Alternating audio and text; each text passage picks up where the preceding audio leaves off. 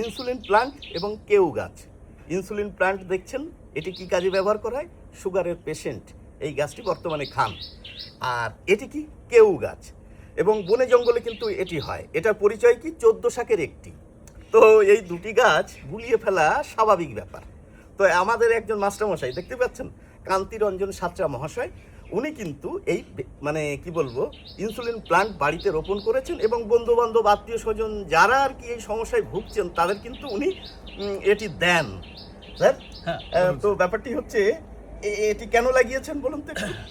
আমি দীর্ঘদিন ধরে সুগারের পেশেন্ট এবং সুগার খাচ্ছি, মানে সুগারের ওষুধ খাচ্ছি। কিন্তু আমি বিভিন্ন জায়গা থেকে খোঁজ খবর নিয়ে দেখেছি যে শুধু ওষুধ খেলে আমার সুগার কন্ট্রোলে থাকছে না। তখন এই সুগার প্ল্যান্ট এর আমি খোঁজ পেলাম এবং আমি এক জায়গা থেকে সংগ্রহ করে খেতে শুরু করলাম। তা খাচ্ছি, খেতে কয়েক মাস খাওয়ার পরে দেখছি সুগার আমার পুরো কন্ট্রোলে চলে এসেছে।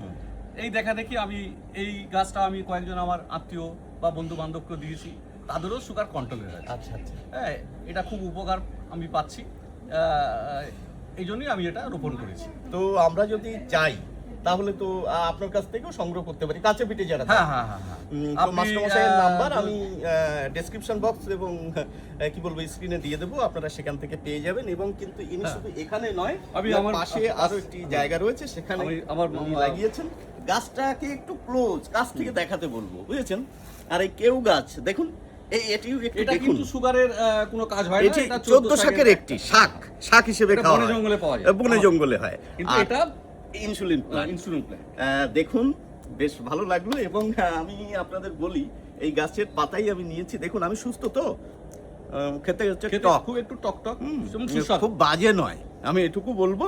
তবে যে কোনো ভেষজ উদ্ভিদ খাওয়ার আগে ভেষজ পণ্ডিতদের সঙ্গে আলোচনা করে খাবেন, এইটুকু পরামর্শ রইল।